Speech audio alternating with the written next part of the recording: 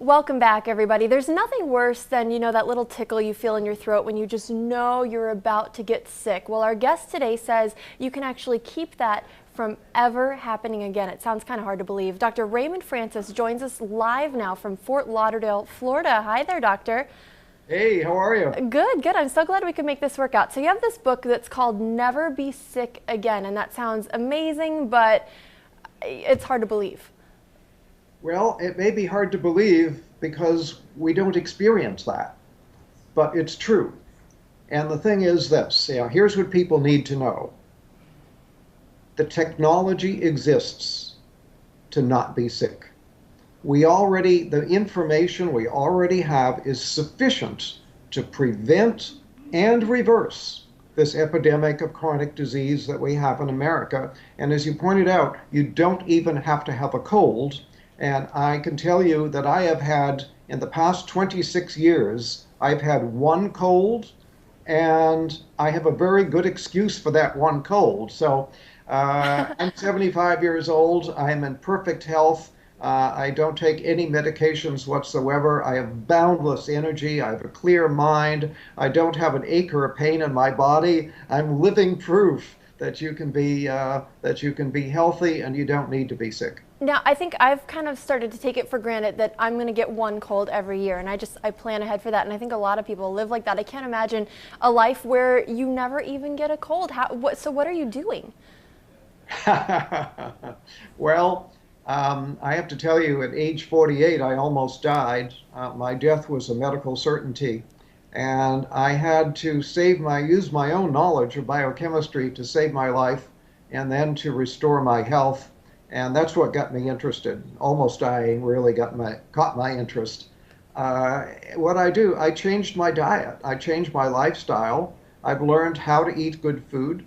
I take very high quality supplements. In fact, I now make my own supplements and sell them, very, very high quality. I get regular exercise. I meditate on a regular basis.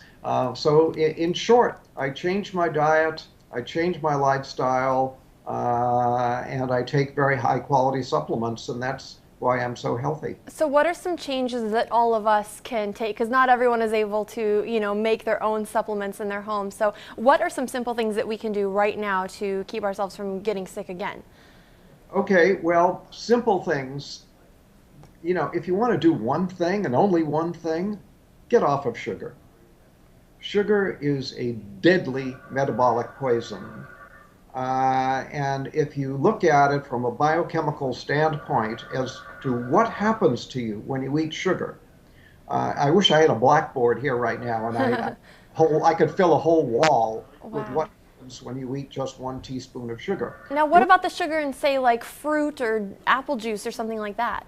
Well, apple juice, no, but fruit. If you eat a piece of fruit, that's okay. Okay. A fruit juice is not okay because you get too much bioavailable sugar and you get a sugar spike in your blood. But when you get a sugar, you can eat 1 teaspoon of sugar. Within 2 hours, your immunity will be reduced by 50%. And then people say, oh, I caught a cold. No, you didn't. You reduced your immunity and you then made yourself susceptible to an infection. So that's why I don't get colds. I don't get infections because I keep my immunity strong. I don't eat sugar. All because of sugar. So that bag of jelly beans we've been passing around here in the newsroom ever since Easter, that's something that's hurting us. Bad idea. Bad idea. Yeah, you don't want to do that. Sugar, as I say, is a deadly metabolic poison. And what I mean by that is that it screws up all of your biochemistry. Just 1 or 2 teaspoons of sugar will throw your normal biochemistry into chaos for a period of 6 to 8 hours. And that's not very much sugar. It doesn't sound like a lot. Sugar.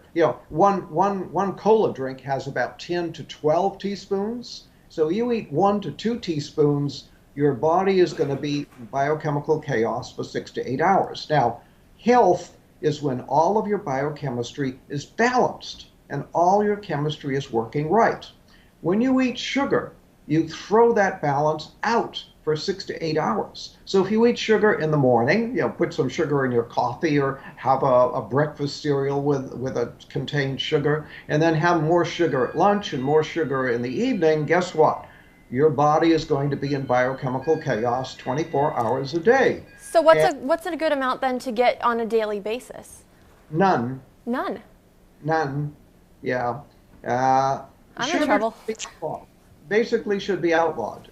We should not, and here we allow children, we don't allow children to smoke cigarettes. We don't allow children to drink alcohol, but we allow them to buy sugar and eat sugar. Sugar is far more dangerous than alcohol or cigarettes. Really? Yeah, I was going to ask you, what do parents need to do? Because you're going to have a hard time convincing your child who wants candy right now that that's not good for them. Right. I understand the problem. I'm well aware of it. But you asked the question, what can people do? That's one thing anybody can do to improve their health. Sugar causes every imaginable disease. For example, Alzheimer's. Sugar is the leading cause of Alzheimer's. Sugar is a major cause of cancer, a major cause of heart disease, a major cause of diabetes. This is, it's a major cause of colds and flu. Sugar is a deadly metabolic poison. Get off of it. Now, let me ask you, how did you come to this understanding of sugar? Because if it's so bad, why aren't we hearing about this all over the place? A lot of, my doctors never told me not to eat sugar. Yeah, well, nobody ever told your doctor, and your doctor is not doing the research to find out. And the sugar industry spends so much money on campaign contributions to members of Congress that sugar is actually subsidized in America. It should be outlawed, and it's subsidized. Wow, and it's hard to convince people not to eat it because it tastes so good. That's why we all love it, Now, It does taste good. I want to ask you, how does this all apply to allergies? I'm actually fighting some allergies right now. I don't know if you can tell, but I feel a little bit sick on a daily basis, and it's because of allergies, not a cold. Can you affect allergies this way?